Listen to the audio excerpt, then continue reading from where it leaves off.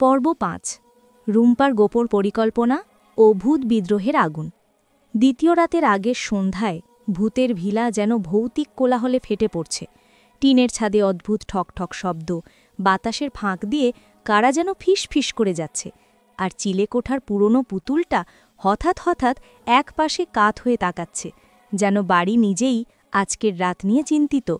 ভোলানাথ সারাদিন study centre ঘুরে ঘুরে ছাত্রদের বলছেন, আজ সবাই শান্ত থাকবে প্লিজ, আমার লাইসেন্স চলে গেলে আমিও তোমাদের পড়াতে পারবো না। কিন্তু সমস্যা হলো ভূত ছাত্রদের অদ্ভুত স্বভাব। তারা সবাই ভোলানাথকে ভালোবাসলেও শৃঙ্খলা নামক জিনিসটা তাদের জন্য একটা পুরনো রেডিওর মতো। চাপ দিলে কখনো কাজ করে, কখনো বিদ্যুতের শব্দ তুলে ছেড়ে দেয়।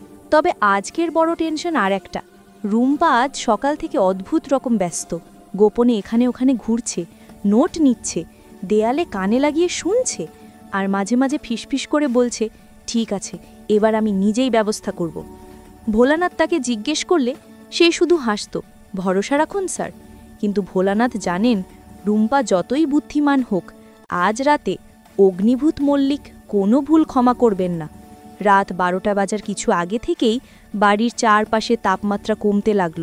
এটা অগ্নিভূতের আসার সংকেত। ভোলানাথ দ্রুত ছাত্রদের সারিবদ্ধ করলেন।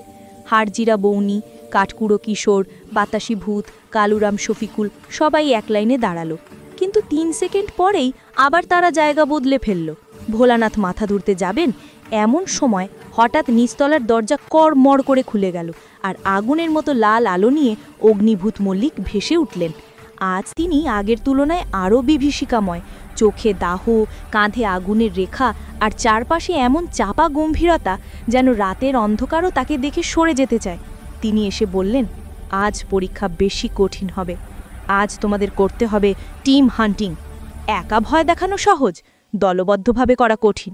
ভুল হলে নম্বর কাটা হবে। ক্লাসের ভূতগুলো চুপ, কিন্তু ভয়ের কারণে নয়, বরং এক্সাইটমেন্ট। তারা ঠিক করে ফেলেছে, মজা করতেই হবে। ভোলানাথ মনে মনে বললেন, শেষ। শুরু হলো টিম হান্টিং অনুশীলন।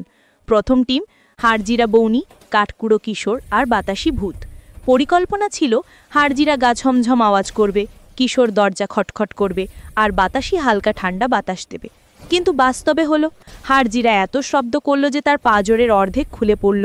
কাঠকুড়ো কিশোর দরজা ধাক্কাতে গিয়ে নিজেই দাঁড় থেকে খুলে বেরিয়ে গেল, আর বাতাসি হাঁচি দিয়ে এমন একটি হাওয়া দোল দিল যে জানালার পাট খসে করে কারোর মাথায় লাগল। অগ্নিভূত গর্জে উঠলেন, এটা কোনো টিম ওয়ার্ক নয়, এটা অরাজকতা।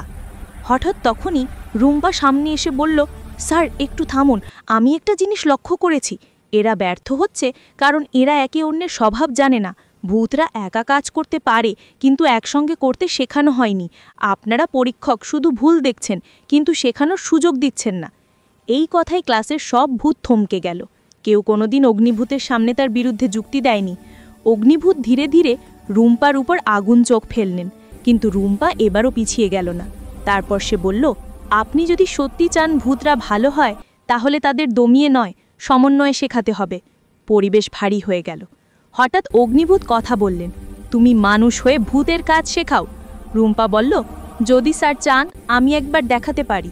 সবার চক্ষু চড়ক গাছ। রুম্পা একটা চেয়ার নিল, হাতের কাছে একটা পুরনো বই নিল। তারপর হারজিরাকে বলল, তুমি শুধু ছায়া ফেলে যাও। কিশোরকে বলল, তুমি শুধু দরজাটা হালকা নাড়া দেবে। বাতাসিকে বলল, তুমি শুধু ফিসফিস শব্দ দেবে। 3 জন এবার রুম্পার নির্দেশ অনুযায়ী দাঁড়ালো। তারপর রুম্পা লাইট বন্ধ করল।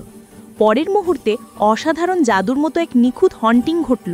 ধীরে ধীরে ঘর অন্ধকারের পর্দা টেনে নিল, দরজা যেন নিজে নিজে নড়ল, কোথাও থেকে শীতল বাতাস বইল, আর ছায়াগুলো এক হয়ে ঘরের ওপর বিশাল ভয়ঙ্কর আকার নিল। পুরো দৃশ্য এত নিখুঁত, এত সমন্বিত, অগ্নিভূত প্রথমবারের মতো একটু স্তব্ধ হয়ে রইলেন। তারপর বললেন, প্রথমবার দেখলাম ভূত মানুষকে শাসাচ্ছে।